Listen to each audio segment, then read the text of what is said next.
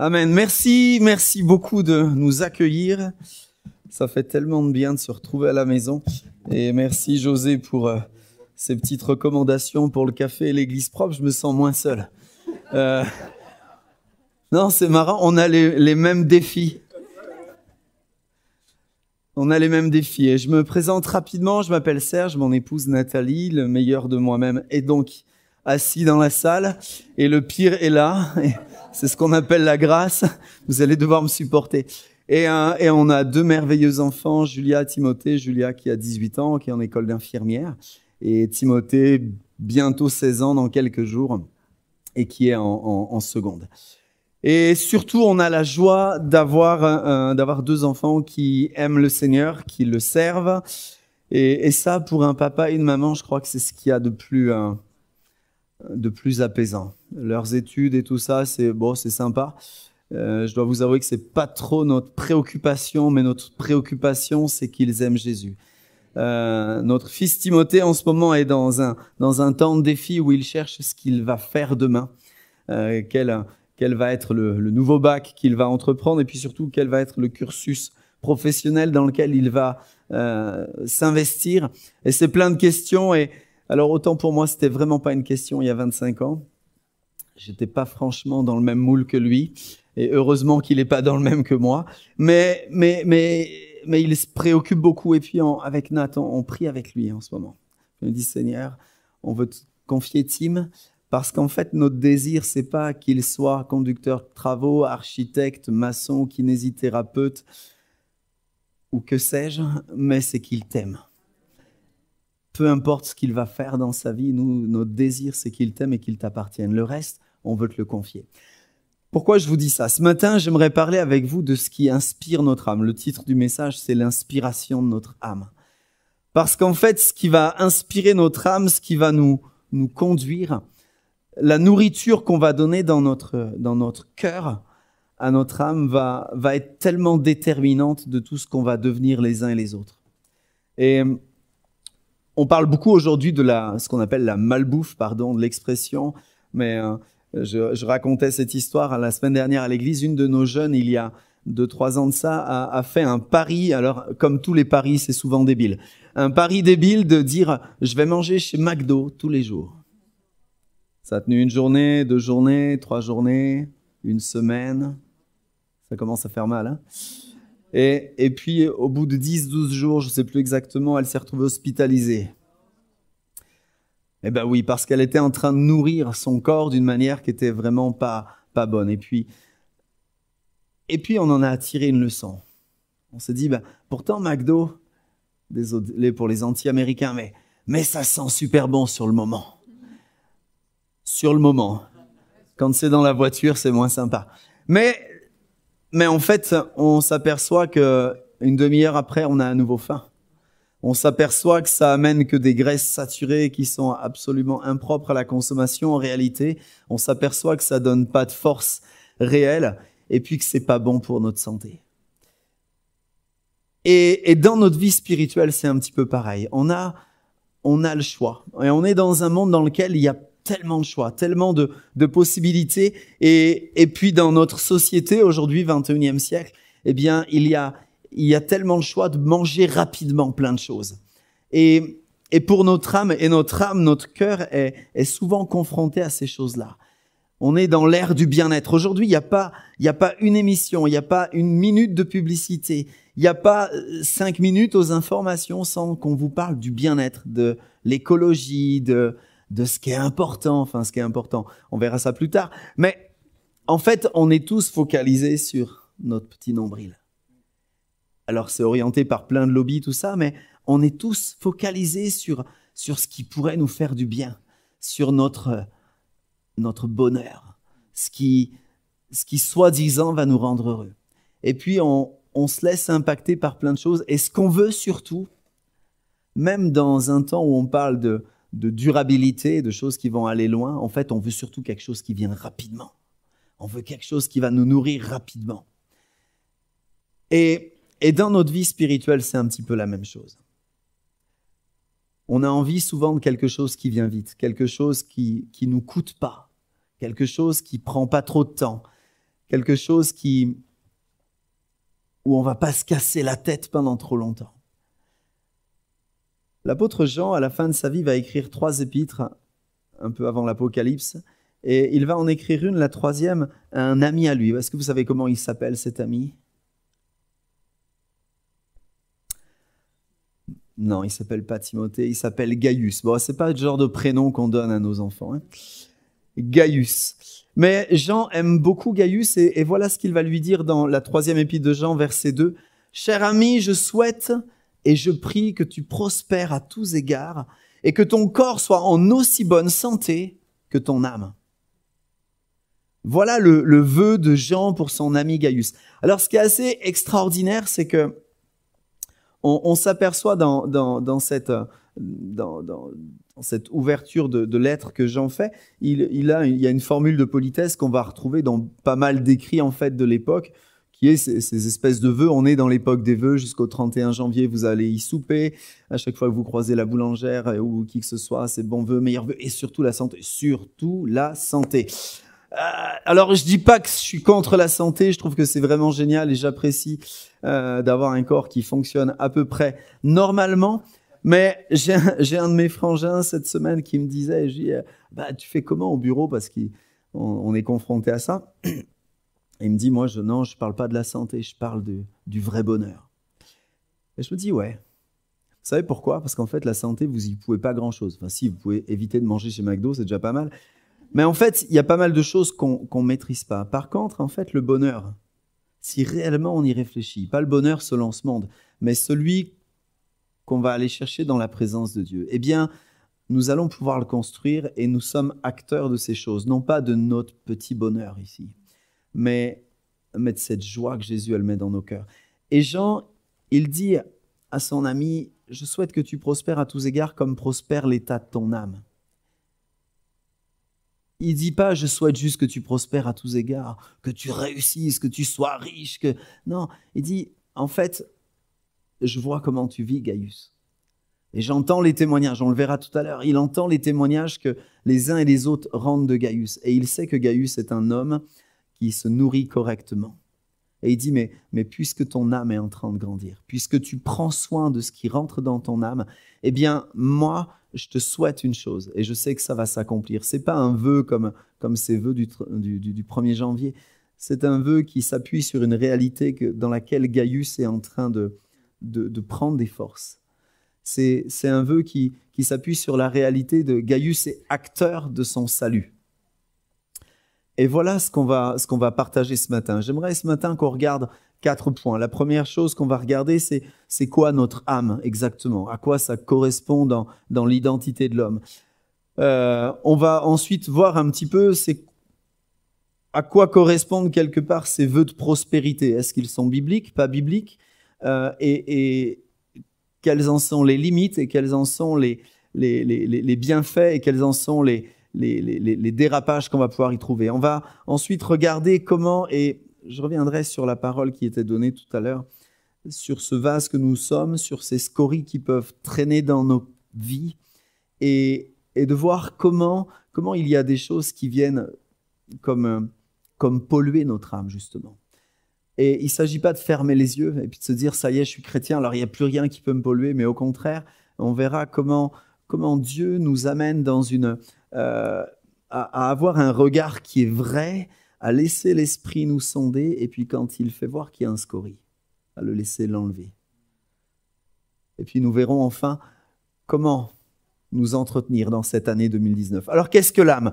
Genèse 2, verset 7 nous dit « L'Éternel Dieu forma l'homme de la poussière de la terre, il souffla dans ses narines un souffle de vie, et l'homme devint une âme vivante. » Il est à noter que ce n'est pas dit pour les animaux.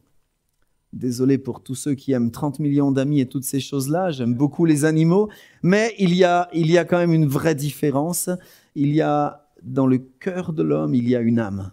Il y a quelque chose qui est différent. Il y a une capacité de raisonner, une capacité de réfléchir, de construire, une capacité de bâtir des choses. Et Dieu souffla dans l'homme, il prit vie et il devint une âme vivante. Quelqu'un qui était réellement à sa ressemblance. on est une âme. Alors, un autre passage qui se situe beaucoup plus loin, il n'est pas dans les références, mais on le retrouve dans Actes 20-10. C'est une époque où Paul est dans une tournée de prédication, et puis Paul est chez des amis, ils sont dans une maison, il est dit, Paul parlait tard le soir, et il parlait très tard le soir. À minuit, un jeune homme était assis sur le bord de la fenêtre, et il s'endormit, et il s'appelait Eutychus, et Eutychus est tombé dans son sommeil, du 3e étage, dit-on. Dit-on, c'est la réalité, c'est la parole de Dieu qui le dit. Et puis, il est tombé, forcément, il était mort. Et voilà ce que Paul rapporte. Il dit, mais ne vous troublez pas, car son âme est encore en lui. Il ne dit pas, vous inquiétez pas, il respire encore. Non, non, il dit, vous préoccupez pas, son âme est encore en lui. Il est encore là. L'âme, c'est le lieu dans lequel se passent tellement de choses. C'est un peu le filtre émotionnel de nos vies. C'est d'un côté le filtre qui reçoit tout ce qu'on va vivre. Je suis là devant vous, j'ai un filtre. Je suis impressionné ou pas, je suis joyeux ou pas. C'est la première fois que je rentre dans cette salle. Alors je regarde un tout petit peu les détails, les rideaux, les lumières, les micros. Je reçois plein de choses. Quelqu'un parle, je vais l'assimiler. Quand on était tout à l'heure en voiture avec Nat, eh bien nous assimilons toutes choses. Notre âme va capter toutes ces choses-là et va les recevoir. Et elle va les traiter d'une manière ou d'une autre. On verra tout à l'heure comment elle les traite. Mais elle est cette espèce de centre émotionnel dans lequel vont rentrer toutes ces informations. Et puis, elle est aussi, du coup, ce qui va former mon caractère. Parce qu'en fait, il y a les informations de la vie courante qu'on maîtrise pas. Hein, quand vous êtes à la caisse et puis que la personne devant vous, elle traîne un peu, je ne sais pas si ça vous arrive, visiblement, ça on ne le maîtrise pas trop, mais on va voir quand même que ça forme notre caractère. Ça nous apprend la patience, ça nous apprend l'aimabilité, ça nous apprend à encourager peut-être cette personne qui est déboussolée. Notre âme est là, c'est ce centre émotionnel. Et notre caractère va se former au travers de ces choses qu'on vit et qu'on ne maîtrise pas forcément, mais aussi de ces choses qu'on vit et qu'on maîtrise un peu. Si je décide de regarder tous les soirs un film un peu violent, un film où la violence est la norme, eh bien, il est fort probable que ça va orienter ma manière de vivre derrière. Je me souviens d'une période où on venait juste de se marier avec Nat. Et alors pour les jeunes, je suis désolé, mais moi j'ai eu mon premier ordinateur, j'avais 22 ans. Et c'était un vieux truc qui tournait qui faisait plein de bruit, tout ça. Et mon beau-frère, Manu, m'installe un jeu vidéo dessus. Alors moi, je ne connaissais pas trop les jeux vidéo. Mais il m'installe un jeu vidéo de voiture, je ne sais pas si tu te souviens. Un truc où on conduisait dans les rues de New York. Et puis c'est merveilleux dans les jeux vidéo parce que vous faites ce que vous voulez. La règle, c'était juste d'arriver au bout. Pas de police, en tout cas pas de police qui venait t'enlever tes points, rien du tout. Et puis je me nourris de ça. Et puis quand je rentre du travail, allez, je m'y mets un petit quart d'heure, 20 minutes, une demi-heure, 1 heure. Et puis en fait, ça vient toucher mon caractère. Ça vient toucher mon caractère parce que j'ai enfin le droit de faire des trucs que j'ai pas le droit dans la vie civile. Alors ça me passionne et puis on s'aperçoit qu'il y a des mots des fois qui sortent de nos bouches devant le jeu vidéo qui sont pas franchement des mots très sanctifiés, et puis on s'aperçoit que ça vient même orienter même notre manière de conduire dans la vie civile. Et quand on s'en est rendu compte, j'ai désinstallé ce jeu de l'ordinateur. J'ai désinstallé ce jeu de l'ordinateur parce que j'ai vu que c'était en train de prendre une part. Non seulement ça me bouffait du temps pour rien, alors qu'on avait vraiment d'autres choses à faire, mais ça mettait une empreinte en moi qui n'était pas juste. Alors, l'anecdote est un peu rigolote et on pourrait se dire, ouais, c'est pas très grave. C'est pas très grave, oui et non. En fait, ça peut vite le devenir. Je ne sais pas si vous avez déjà regardé sur YouTube des petites vidéos de... Alors, en général, on prend des jeunes adolescents. Je pense sincèrement que ça touche aussi des beaucoup plus grandes personnes, mais des gens qui craquent complètement devant un jeu vidéo. Et puis, on voit le gars qui tape le clavier. Alors, la souris et le clavier, c'est l'élément fragile de l'ordinateur en général. Hein. On les malmène souvent. Ça ne va pas assez vite. Et nous, on a un fiston qui a dû changer plusieurs fois la souris. Et puis, il y a 5-6 mois, c'est l'écran. Hein? Ouais, l'écran, Je ne sais pas ce qu'il a fait, mais du coup, j'ai dit, Timothée, ben, écoute, on va aller chez Cash Converter, tu vas prendre ton argent de poche et puis... C'est pédagogique un peu aussi, hein, le porte-monnaie. Mais voilà, et en fait, ces choses, elles viennent façonner nos cœurs. Ce que je veux dire, c'est que la façon dont on va nourrir notre âme dans le quotidien, ce qu'on va y faire entrer d'une manière ou d'une autre, ce qu'on va tolérer, va venir influencer notre manière de vivre derrière. Alors là, c'est des choses rigolotes, mais il y a des choses beaucoup plus graves, beaucoup plus importantes. On parlait de la GPA tout à l'heure. Eh bien, ce qui est appris à nos enfants à l'école, si ce n'est pas recalé dans une vraie vision chrétienne de la vie, une vision biblique de la vie, eh bien, demain, c'est une torpille dans leur cœur et après-demain, c'est une torpille dans ce monde. Si j'apprends pas à mon fils et à ma fille à respecter la vie et à saisir qu'il y a autre chose que simplement le profit et une pensée politico-lobistique très, très malsaine, pilotée par tellement de choses diaboliques, eh bien, je vais les laisser se construire avec des visions du monde qui sont terribles. Je dois apprendre à nourrir mon âme et en tant que papa et maman, je dois apprendre aussi à donner un cadre à ce qui rentre dans ma maison. Ce que je tolère, d'une manière ou d'une autre, va amener une influence dans le cœur de mes enfants. Alors attention, nous sommes tous responsables, in fine, de notre choix avec Jésus. Je ne pourrais jamais faire le choix à la place de mon fils et de ma fille. Et la petite confidence, mais enfin, ouais, c'est pas grave, c'est filmé, c'est pas un souci, mais nous avons vécu avec notre fille aînée une année 2018, enfin 2017-2018, un peu bizarre. Elle venait de se faire baptiser et puis c'est génial quand ils se sont fait baptiser, quand ils s'engagent dans l'église. Mais pour elle, ça a été une année compliquée derrière où quelque part Dieu lui apprenait à passer du statut de l'enfant de l'église. Vous savez, ces enfants que nous sommes quand nous sommes nés dans l'église, on connaît tout le monde, on appelle tout le monde tonton et tata. Mais on a besoin de comprendre qu'on n'est pas juste des enfants de l'église, qu'on est aussi des enfants de Dieu. Et puis il y a des choses qui doivent se former dans notre caractère. Et c'était compliqué pour nous, quelque part, d'accepter ce temps où elle vivait des temps de tension dans son cœur et où on était obligé de la laisser faire ses choix. On était obligé de prier avec elle, bien sûr, mais de dire, écoute, là maintenant, c'est ton choix. C'est toi qui vas le faire. Elle avait reçu toute la nourriture nécessaire pour son âme, mais elle devait devenir elle-même, saisir elle-même cette identité nouvelle. Tout à l'heure, tu lisais, José, dans 2 Corinthiens 5, 17, que les choses anciennes sont passées, qu'on est maintenant des nouvelles créatures. Certaines traductions disent des nouvelles créations. Il y a quelque chose de nouveau. Alors, c'est vrai sur un plan spirituel et ça doit le devenir aussi sur un plan pratique dans le quotidien. Le jour où je donne ma vie à Jésus, oui, c'est merveilleux, mais néanmoins, je suis toujours dans ce même corps. Je fais toujours le même poids, la même taille, j'ai toujours le même boulot, je suis marié avec la même épouse, j'ai les mêmes enfants.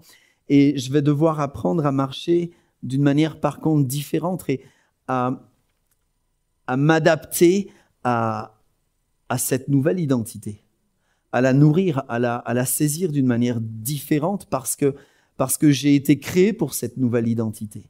Et jusque-là, j'ai fonctionné selon l'identité d'un homme qui fait ce qu'il veut. Et là, je dois apprendre à marcher comme une créature nouvelle. L'âme, c'est le siège des émotions. C'est tout ce qui va récupérer tout ce qu'on vit. Et c'est de là que vont partir tous mes choix, toutes mes décisions. On dit souvent, nous sommes aujourd'hui le résultat des choix que nous avons faits hier et avant-hier.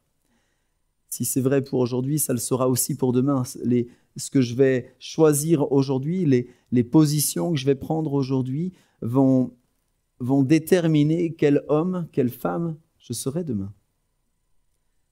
J'ai besoin de saisir ces choses-là. Alors que nous sommes dans ce début de nouvelle année, alors que vous êtes dans cette nouvelle salle, ça fait un peu plus de 6 mois, ça, c'était au mois de juin que vous avez inauguré. Plus longtemps ? D'accord. D'accord. Mais voilà, nous sommes dans des étapes nouvelles. Et puis, j'aime les saisons parce qu'elles nous rappellent, il y a toujours des étapes nouvelles. Il y a toujours un nouvel été, un nouveau printemps. Nouvel automne, un nouvel hiver, ça on aime moins, quoique.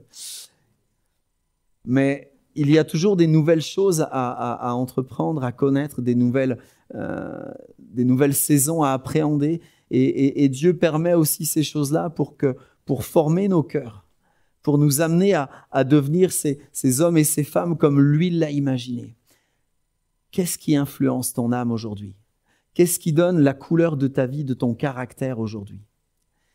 Qu'est-ce qui donne cette identité à ton cœur? Comment tu fais pour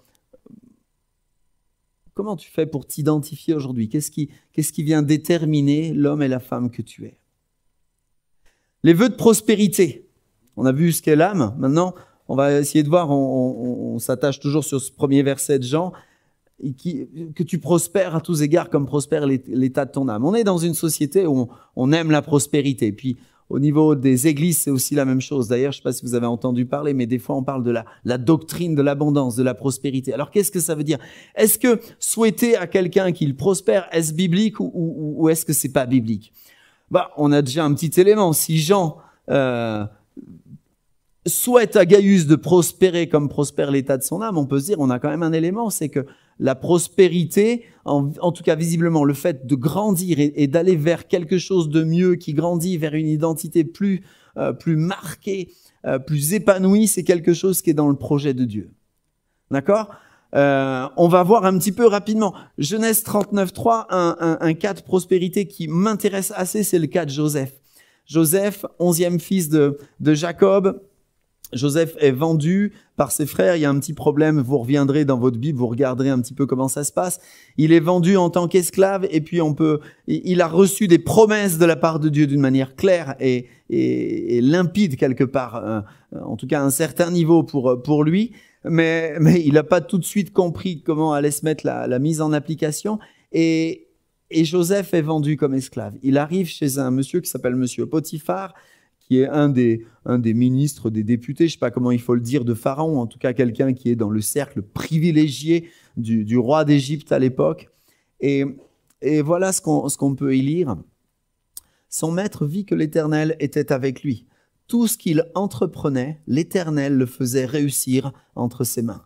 Joseph est un modèle d'homme qui marche selon Dieu, un type de Christ, on pourrait dire, et un homme qui reçoit les promesses de Dieu. Alors, il ne saisit pas tout de suite comment ça doit se passer, mais il va s'attacher toujours à servir Dieu, à être fidèle, à être humble et à s'attacher, quelles que soient les circonstances, à choisir de rester attaché à Dieu. Et là, même quelqu'un qui n'est pas du tout chrétien va remarquer une chose, c'est qu'à chaque fois que Potiphar confie quelque chose à Joseph, Joseph le fait prospérer.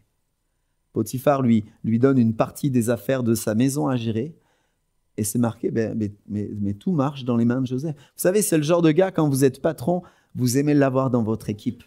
Parce que vous savez que quand vous lui confiez un truc, non seulement il va bien le faire, mais il va le faire multiplier. Joseph est donc un modèle de prospérité, mais on voit que ce n'est pas une prospérité pour lui. En fait, il fait prospérer les affaires de quelqu'un d'autre. Ça, des fois, ça nous pose un peu souci parce que nous, on aime bien la prospérité pour nous-mêmes, celle qui nous enrichit personnellement. Alors, la prospérité, c'est quelque chose qui peut être dans le plan de Dieu. En tout cas, on le voit là. Un autre texte que j'aimerais prendre avec vous, Josué 1,5, nous dit « Nul ne tiendra devant toi tous les jours de ta vie, je suis avec toi comme je l'ai été avec Moïse. Je ne te délaisserai pas, je ne t'abandonnerai pas. Fortifie-toi, prends courage, car c'est grâce à toi que ce peuple héritera du pays que j'ai juré à leur père de leur donner. Seulement, fortifie-toi, aie bon courage, en observant et en mettant en pratique toute la loi que t'a prescrite Moïse, mon serviteur. Ne t'en détourne ni à droite ni à gauche, afin de réussir partout où tu iras. Ce livre de la loi ne s'éloignera pas de ta bouche. Tu le méditeras jour et nuit pour observer, pour mettre en pratique tout ce qui est écrit. C'est alors que tu mèneras à bien tes entreprises, c'est alors que tu réussiras. Voilà l'ordre que Dieu donne à Josué. Et souvent, on prend ce verset, Josué 1,8, que ce livre ne s'éloigne pas de ta bouche, tu réussiras dans tes entreprises. Et nous, on a envie de réussir dans nos entreprises. Mais Dieu, il dit avant que ce livre, que la parole, que ma parole pour toi ne s'éloigne pas de toi. Et là, la promesse de prospérité que Dieu donne à Josué, c'est pas une promesse de prospérité personnelle, c'est une promesse de prospérité pour l'œuvre de Dieu. Donc Dieu est en accord et quand Jean dit à Gaius, je souhaite que tu prospères, il s'appuie sur toutes ces choses-là. Il s'appuie sur le fait que quand je m'attache à Dieu, eh bien, je vais grandir. Et puis, oui, il y a une forme de succès. Après, est-ce que c'est le succès d'en avoir plein les poches ? J'aimerais te dire non. Ça peut arriver. Mais si c'est ce qui t'intéresse, c'est un vrai souci. Jésus a dit dans Jean 15, 20, par exemple, s'ils m'ont persécuté, ils vous persécuteront. Voilà ce qu'est l'évangile. Et force est de constater qu'aujourd'hui, sur la majeure partie du globe, et en tout cas sur toute la ceinture de notre joli globe, eh bien, il y a une zone qui est la ceinture de la Terre, qui est la zone de persécution la plus intense qui soit, si ce n'est la Corée du Nord, qui remonte un peu ce truc, mais où des hommes et des femmes sont obligés d'accepter d'être persécutés s'ils veulent suivre Jésus.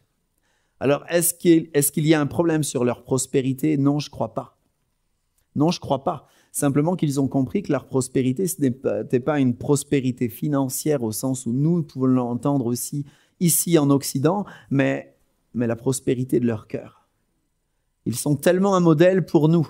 Ils sont tellement un modèle de persévérance. Et puis à un autre endroit, un peu avant, dans Matthieu 5, vous savez, c'est ce fameux épisode du Sermon sur la montagne, en tout cas le premier, Jésus va dire « Heureux les pauvres ». Heureux ceux qui sont dépendants, heureux ceux qui sont humbles et faibles. Et je vous invite à relire toute cette série des heureux parce qu'ils vont en contradiction souvent avec ce que nous imaginons comme étant un principe de prospérité au sens occidental aujourd'hui en 2019. Et il y a bien là un vœu de prospérité qu'on grandisse, mais il est en décalage avec le monde dans lequel nous sommes. La prospérité, au sens biblique, est une prospérité qui est centrée, axée sur ce que nous avons vécu depuis tout à l'heure 10 heures, axée sur le fait d'honorer et d'adorer et de louer le roi des rois. C'est la seule prospérité qui vaille. Tout ce que nous allons vivre doit être orienté dans ce sens-là. Toute prospérité dans ta vie ou dans ma vie qui serait orienté vers autre chose que de rendre gloire uniquement à Dieu, serait une erreur doctrinale. C'est quelque chose qui va un jour ou l'autre t'amener dans quelque chose qui va te piquer et qui va devenir une flèche de l'ennemi.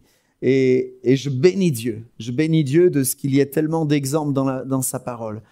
D'hommes qui ont même réussi sur un plan, entre guillemets, financier, mais qui ont su expérimenter la réalité de la dépendance de Dieu, de comment Dieu nous amène, et la prospérité dans le plan divin nous amène toujours là, c'est d'être dépendant de son cœur.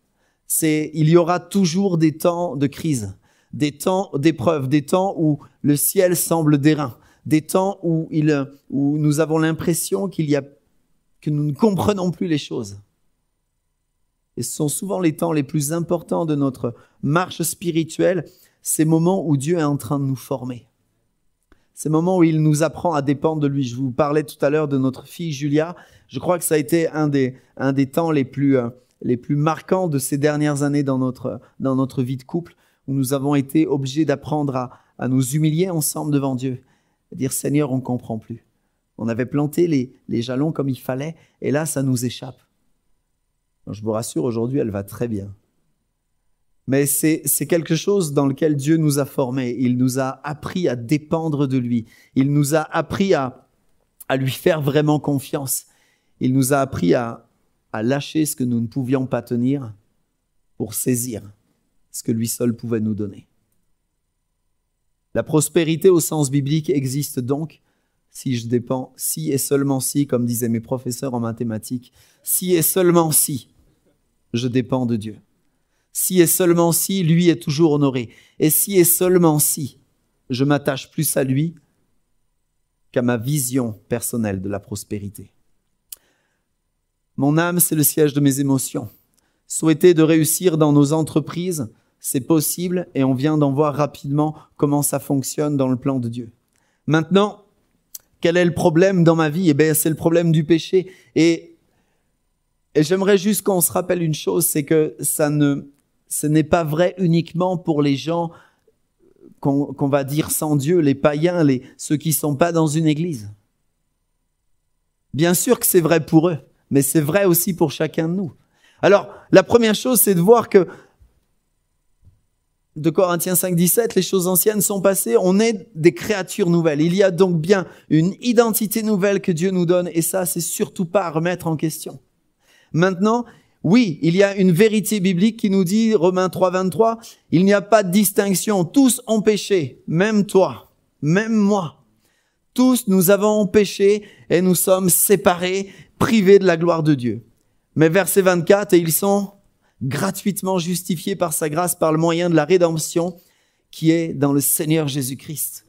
Voilà la réalité. Oui, tous ont péché, mais le projet de Dieu est ce qu'il a accompli. Et j'aime cette parole de Jésus à la croix, tout est accompli. Eh bien ça, c'est la réalité. Voilà, j'ai tout accompli. Tous ont péché, mais c'est possible pour tous d'être justifiés.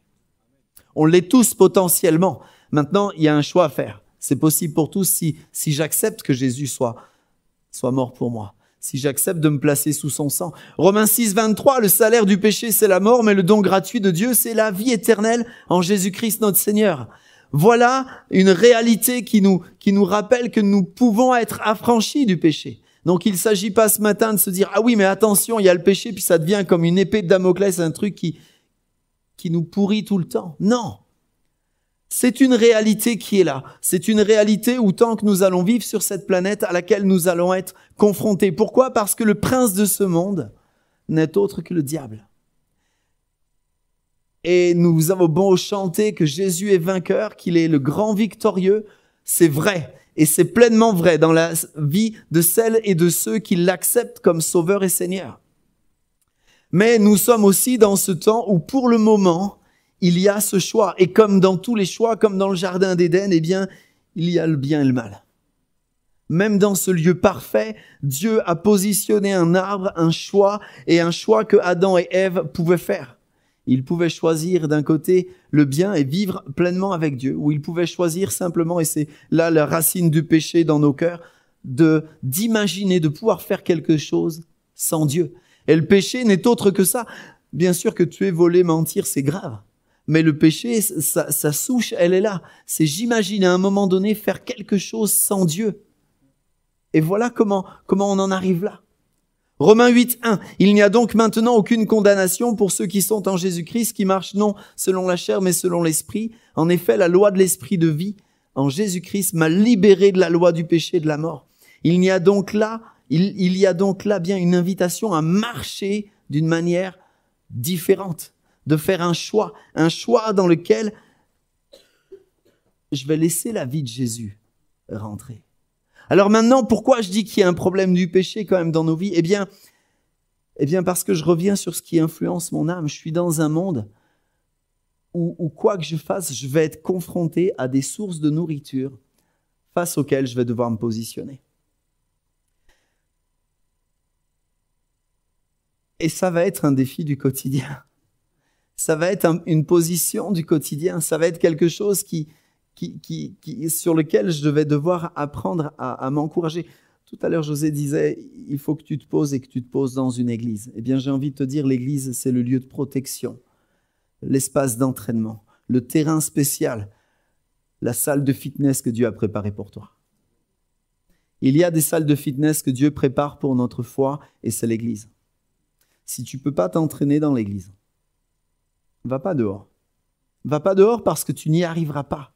L'église, c'est ce lieu privilégié que Dieu a donné pour que ton âme grandisse, pour que tu puisses être confronté à des questions. Oh, c'est pas toujours facile, mais c'est un lieu essentiel dans lequel tu vas grandir.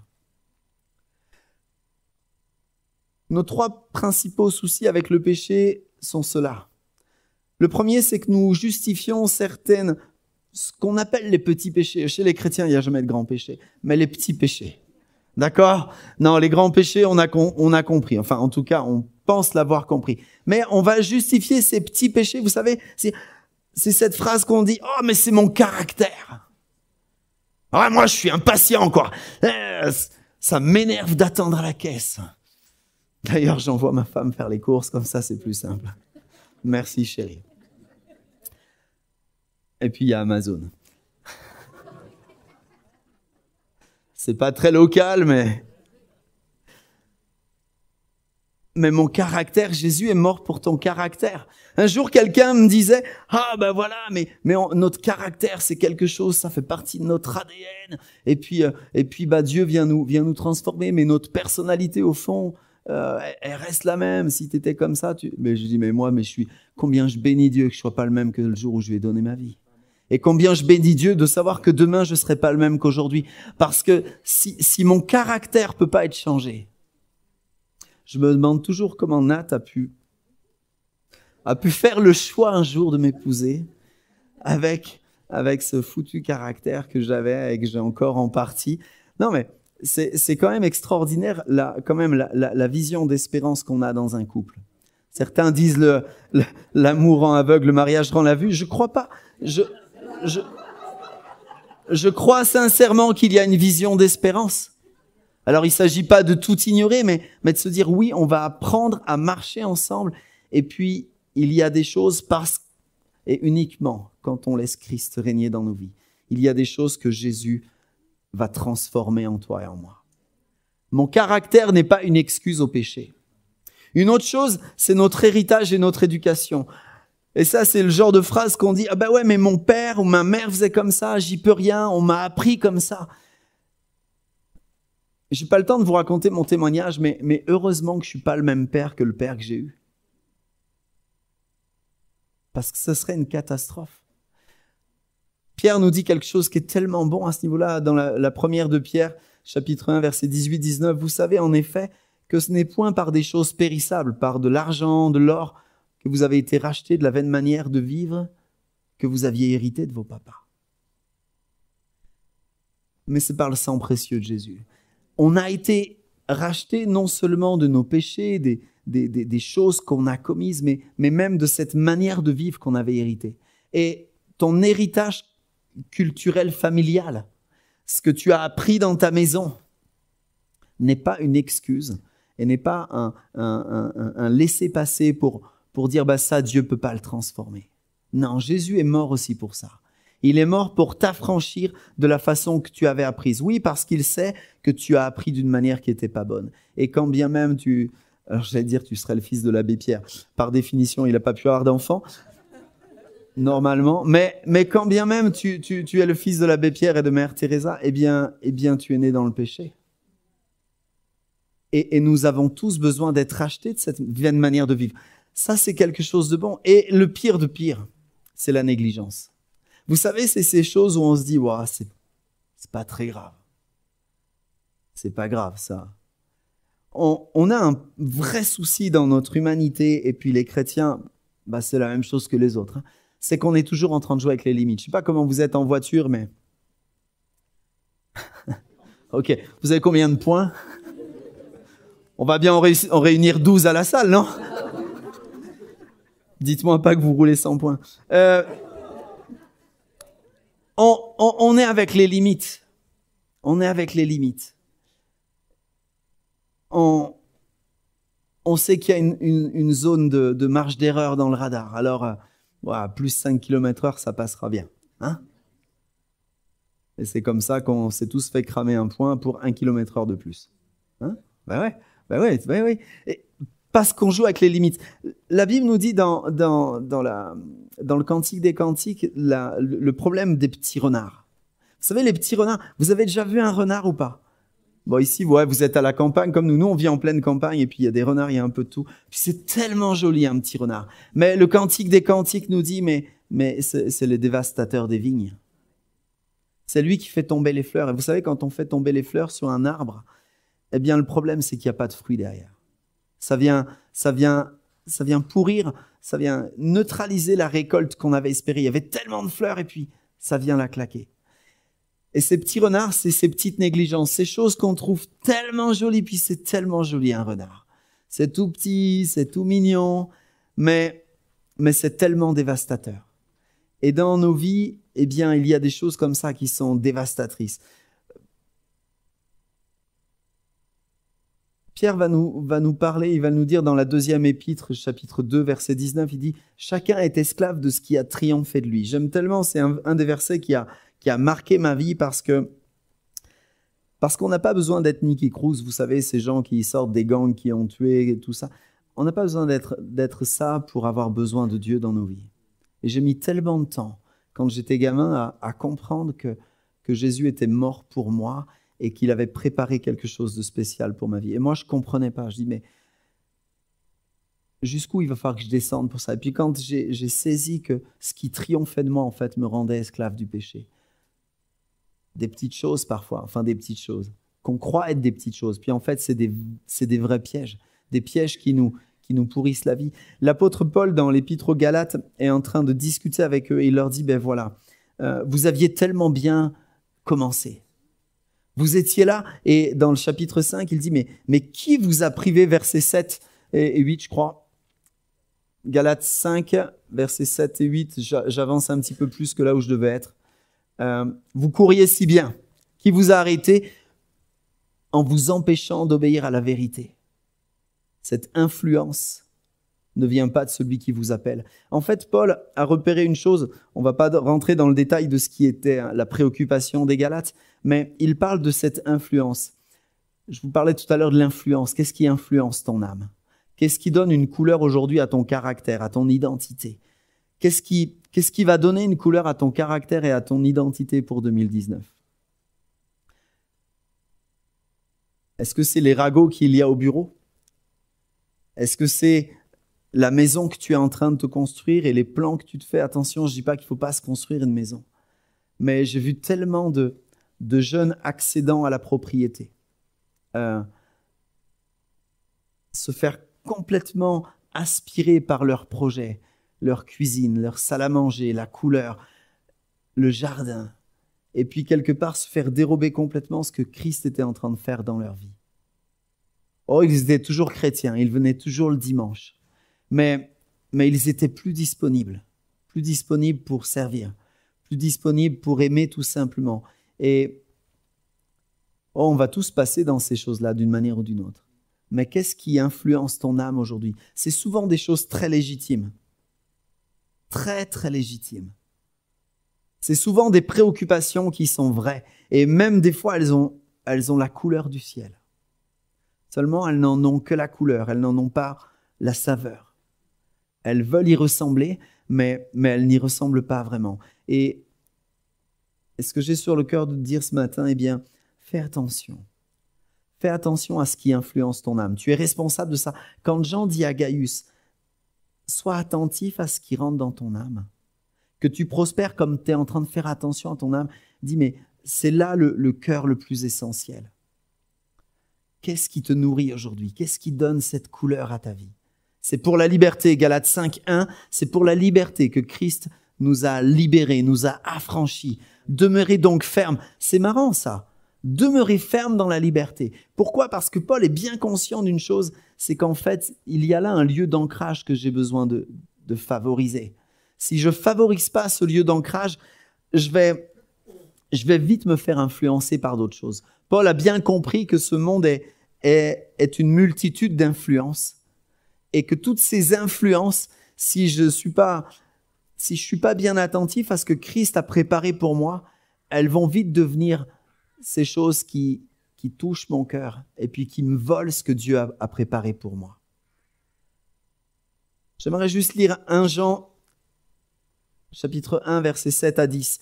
C'est un principe important parce que Jean écrit là à des chrétiens. Il écrit là à des chrétiens, on pourrait se dire, mais il y va un peu fort. Si nous marchons dans la lumière comme il est lui-même dans la lumière, nous sommes en communion les uns avec les autres. Et le sang de Jésus, son Fils, nous purifie de tout péché. Nous avons pris ce que nous appelons communément la communion tout à l'heure. Nous sommes là et nous prenons le pain et le vin, nous souvenant de ce que Christ a accompli pour chacun de nous. Mais Jean rajoute là un petit détail. Il dit, si nous marchons dans la lumière, Ça veut bien dire qu'il y a aussi des moyens parfois de ne pas marcher pleinement dans la lumière. Tout à l'heure, José relisait ce texte où Paul nous encourage, dit, mais examine-toi, regarde ton cœur, regarde ce qui influence ton cœur et sois vrai devant moi. Sois vrai devant les frères, c'est évident, mais sois vrai devant moi. Cette épître de Jean, elle est là pour mettre en relation ce qui se passe dans l'Église et ce qui se passe avec Jésus. Il dit, si tu n'aimes pas ton frère que tu vois, tu ne peux pas dire que tu aimes Dieu que tu ne vois pas. Il dit, si tu dis que tu marches dans la lumière devant Dieu, mais que tu ne marches pas dans la lumière dans l'Église, ça ne va pas. L'Église, un lieu d'entraînement, un lieu dans lequel on va apprendre à marcher dans la lumière. Verset 8, si nous disons que nous n'avons pas de péché, nous nous séduisons nous-mêmes et la vérité n'est pas en nous. Il parle à des chrétiens. Est-ce à dire qu'il faut qu'on s'auto-flagelle tout le temps? Non. Si tu n'as pas une conviction de péché, tu marches libre. Mais force est de constater que dans notre vie chrétienne, Dieu va venir et puis de temps en temps révéler quelque chose. Quelque chose qui m'empêche d'aller plus loin avec lui. Vous comprenez, quand on est chrétien, on a pleinement cette nouvelle identité. Je suis pleinement saint en lui. Seulement, j'apprends à marcher dans cette nouvelle identité. Et en apprenant à marcher dans cette nouvelle identité, j'apprends à me dégager des pièges du péché, à me dégager des influences du péché dans ma vie. Si nous disons que nous n'avons pas de souci avec ça, nous nous séduisons nous-mêmes, nous dit Jean. Mais si nous amenons toutes choses en lumière, si nous avons des partenaires, je vous encourage, ayez avec vous des partenaires de cœur, des frères de redevabilité. Oh, il ne faut pas que ce soit une multitude de multitudes. Les amitiés très fortes ne consistent pas en 50 000 personnes, mais en 4 ou 5 personnes, qui sont des gens avec qui vous pouvez marcher.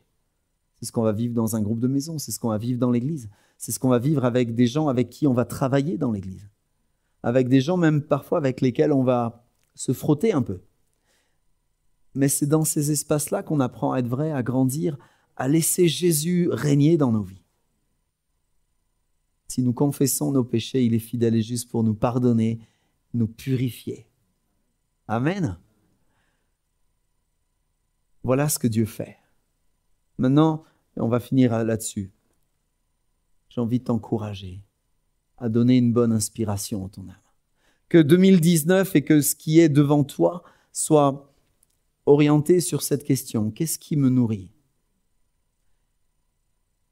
On a vu que mon âme, ce que je vis, est un filtre, un lieu dans lequel va rentrer un petit peu tout l'ensemble de ma vie, toutes les informations, si différentes soient-elles. On a vu que Dieu a préparé pour chacun de nous un projet de prospérité selon son cœur. Un projet dans lequel je vais dépendre de lui, dans lequel mon caractère, comme le caractère de Joseph et de tant d'autres, a été travaillé, changé, transformé, dans lequel je vais apprendre à marcher dans une dépendance de plus en plus grande de qui est Dieu sur ma vie. Et puis on vient de voir qu'il y a un espace de vigilance que je dois apprendre à reconnaître. Et pour cela, je dois me souvenir de ce que Christ a accompli dans ma vie. Romains 3, 23, Romains 6, 23, Romains 8, 1 et 2. Je dois me souvenir de qui je suis en Christ, de Corinthiens 5, 17, une nouvelle création. Mais je dois me souvenir aussi des espaces de négligence, des choses que je peux être amené à tolérer et qui deviennent des pièges. Tout à l'heure, dans le texte qui était lu, c'était marqué « Je vous en conjure ». Il y a tellement de mots forts comme ça dans la bouche des premiers apôtres déjà qui ont conscience de la réalité spirituelle. Et puis, quand je dis « je t'en conjure », c'est pas « bon, je t'invite, fais gaffe quand même, on sait jamais ». Non, je t'en conjure. Fais attention. Fais attention à l'état de ton âme. Fais attention à ce qui rentre dans ton cœur. Ne sois pas négligent sur ces choses-là. Elles sont trop importantes. Oh oui, elles sont bien cachées dans le cœur. C'est vrai. Et le commun des mortels ne le voit pas. C'est entre toi et Dieu et éventuellement les frères de cœur que tu as. Mais c'est sûrement ce qu'il y a de plus important. Donne une bonne inspiration à ton âme. Et ça va se voir. 3 Jean verset 2, et puis on va finir sur cette lecture-là. Bien-aimés, Je souhaite que tu prospères à tous égards et que tu sois en bonne santé comme prospère ton âme. Je me suis beaucoup réjoui, et voilà le témoignage de Jean. Je me suis beaucoup réjoui lorsque des frères sont arrivés et ont rendu témoignage de la vérité qui est en toi, de la manière dont tu marches dans la vérité. Waouh! Voilà le témoignage que Jésus a envie de voir dans chacune de nos vies. Et voilà le témoignage que nous avons envie d'entendre les uns des autres. On a un groupe de jeunes à l'église et puis ce groupe de jeunes est en train de vivre vraiment des choses fortes. Je suis tellement encouragé et particulièrement par les garçons et je dis pas en opposition avec les filles mais parce que les filles vivent tout le temps des bonnes choses. Elles partagent facilement mais les gars, vous savez les gars, il y a un problème il y a une espèce de retenue, de pudeur spirituelle qui... Non, on parle foot, on parle bagnole, on parle tout, mais ce que Dieu fait dans ma vie, wow, si peu. Et depuis quelques mois, on a tout un groupe de gars dans ce groupe de jeunes qui se lèvent, qui acceptent d'ouvrir son cœur, qui parlent de leurs problèmes de péché, de leurs problèmes d'addiction, qui en plein groupe de jeunes se mettent à pleurer et à dire « moi j'ai besoin de Dieu, je ne sais pas comment faire », qui sont en train d'exposer leur lutte. Je suis tellement fier d'eux parce qu'on est en train de voir aujourd'hui, et c'est ce que Jean dit à Gaius, je me réjouis de ce que j'entends des témoignages de ta part. Et moi, je me réjouis non seulement de ce qu'ils me disent, mais de ce que j'entends dire d'eux dans d'autres groupes. J'ai des responsables de clubs, certains de nos jeunes sont engagés comme des aides dans les clubs. Ils sont un soutien aux moniteurs. Et puis les moniteurs viennent me voir et me disent « Ah, écoute, c'était super. J'ai vu tel ou un tel, et puis vraiment, il avait préparé quelque chose, et puis vraiment, il avait quelque chose sur le cœur pour les enfants. Et puis tu vois, quand ils sortent, tous les gamins, ils viennent vers lui. Et je me dis, mais ça, c'est tellement précieux. C'est tellement précieux parce qu'ils sont en train de développer un cœur vrai avec Dieu. Et puis moi, je me réjouis, je suis comme Jean, je dis, je me réjouis parce que j'entends des frères qui me rendent témoignage de toi. Et quand je les vois, plusieurs, on est avec eux en cours de préparation au baptême, et je leur dis, mais on m'a parlé de toi cette semaine. On m'a dit que tu avais fait ça. C'est super. Et voilà ce que produit le fait de nourrir son âme correctement. Est-ce que ça veut dire qu'ils n'ont pas de lutte? Waouh, ils en ont. Ils en ont des terribles même des fois. Des choses qui sont vraiment compliquées. Mais comme on vient de le lire dans Jean, ils amènent les choses en lumière. Ils amènent les choses en lumière et disent, moi je ne veux pas marcher dans la pénombre. Ils ont compris une chose. Ils savent que les luttes, elles sont là. Et des fois, ils pleurent et ils disent, mais j'arrive pas à m'en sortir. Mais ils ont compris un principe qui est tellement essentiel. C'est qu'à chaque fois que tu ramènes les choses dans la lumière, dans un cœur à cœur avec Dieu, avec un frère ou une sœur de confiance, tu brises les pattes de l'ennemi. Tu l'empêches de venir s'introduire dans ta vie. Nous avons plusieurs jeunes qui vivent ces temps-là en ce moment et qui ont des vrais défis personnels. Vous savez, je leur cite souvent ce verset qui dit « Souvent le juste tombe, mais toujours. » C'est plus que souvent. Toujours l'Éternel le relève. Pourquoi toujours l'Éternel le relève? L'Éternel le relève toujours dès qu'il ramène les choses dans la lumière. Bien sûr que le juste tombe. Bien sûr qu'en tant que chrétien, on est amené des fois à glisser. Et il ne s'agit pas de négliger le fait de glisser. Si je le néglige, je me fais encore plus avoir. Mais quand j'amène les choses en lumière, et si tu amènes les choses en lumière, et si tu te préoccupes dans ce qui est devant toi, de nourrir ton âme, eh bien, tu vas donner à ta vie une densité, une couleur particulière. J'aimerais compris. Et peut-être que ce soit un temps, dans ces temps qui sont certes traditionnels en France, où on se souhaite ses bons vœux, moi j'ai envie de te souhaiter, de dire regarde ton âme. Et que dans ce temps où ton âme est et c'est le centre de ta vie, eh bien que tu dises voilà, je veux laisser le Saint-Esprit guider mon cœur. Je veux laisser le Saint-Esprit parler à mon cœur. Je veux laisser l'Esprit Saint venir me révéler ce qui donne la couleur à mon caractère. Et probablement, il y a des choses que tu vis et puis où tu dis, ouais, alors il y a des choses dont je suis fier et puis il y a des choses desquelles je suis moins fier. Mais Jésus est mort pour ça. Et puis, il a envie de te dire cette année, mais déjà ces semaines qui viennent, j'ai envie de parler à ton cœur. J'ai envie de te permettre de te sortir de ces choses-là. J'ai envie de donner une influence différente à ta vie. Maintenant, est-ce que toi, tu acceptes que je sois cette influence différente? Est-ce que tu acceptes que ce soit moi qui donne la couleur de ta vie? Est-ce que tu acceptes, comme je l'ai dit à Josué, que ma parole soit réellement ce qui va te nourrir? Moi, je t'invite à regarder, à laisser le Saint-Esprit venir descendre dans ton cœur et te montrer ce qui aujourd'hui est une source trompeuse. La parole de Dieu nous parle de la vraie source de vie, mais elle nous parle aussi des sources trompeuses. Celles qui semblent être comme pour ce joyeux festin chez McDonald's.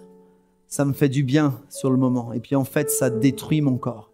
Et il y a ces sources trompeuses qui semblent me faire du bien sur le moment et en fait qui détruisent mon âme.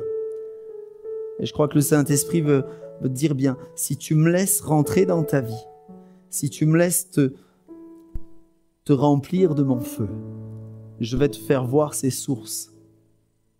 Je vais te faire voir la réelle source de vie que Jésus est.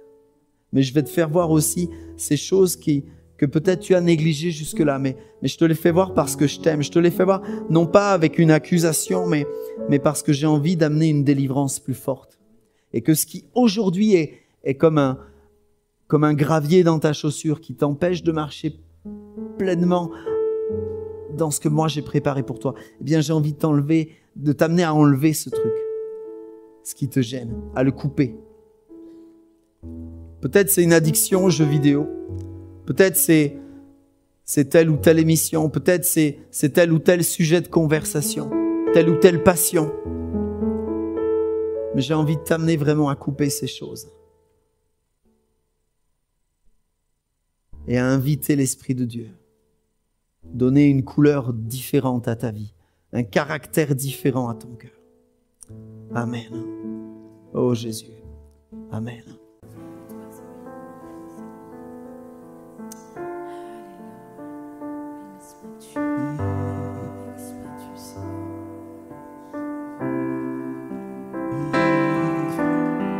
Alléluia.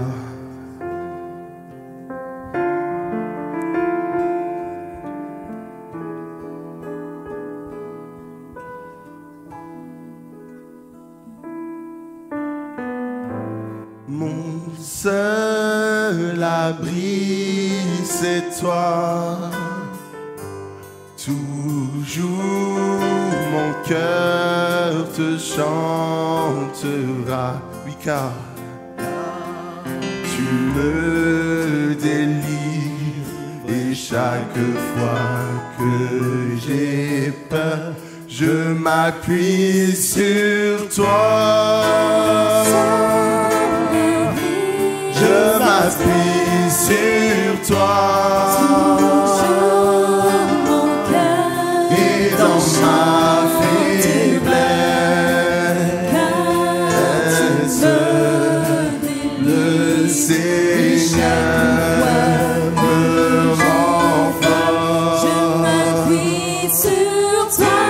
Mon seul abri, c'est toi. Sur toi. Toujours mon cœur te chantera.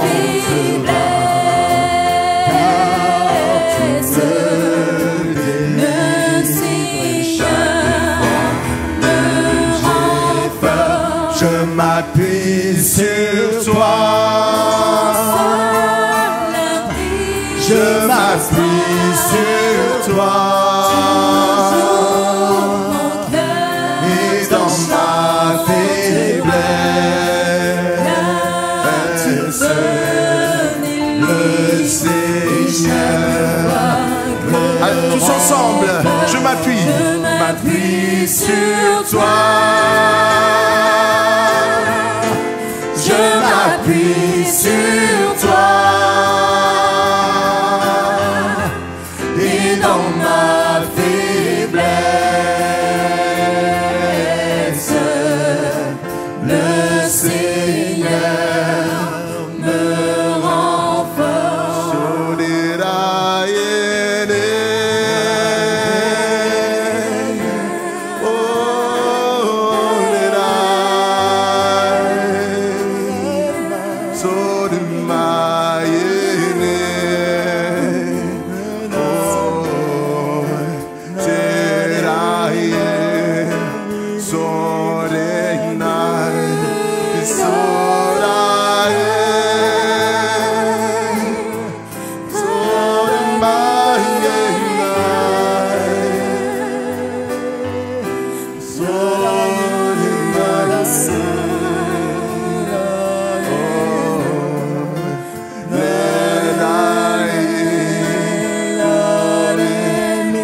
élevons encore un instant nos voix en langue, en esprit.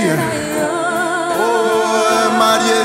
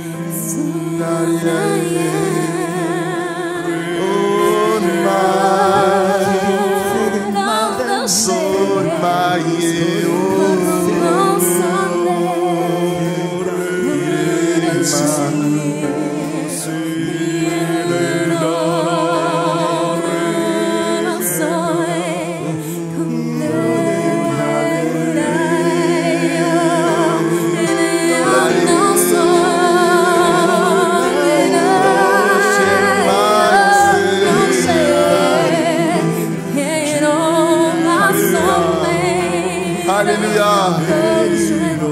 Merci de ta présence, Seigneur.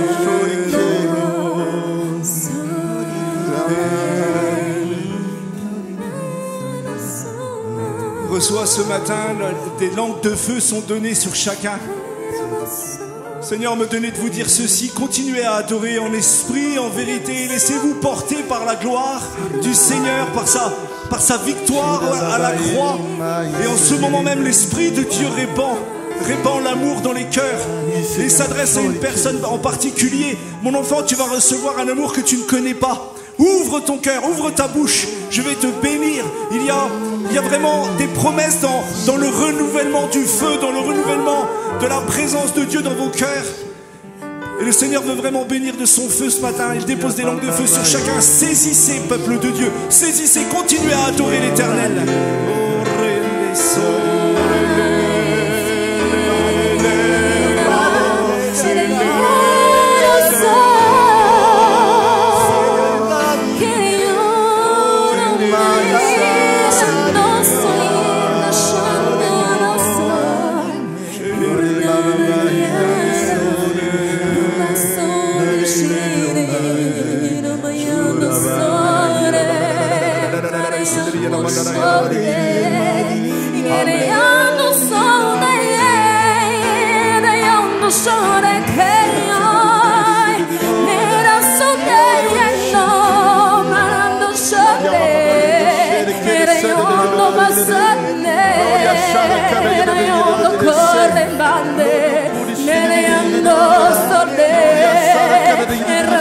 Corre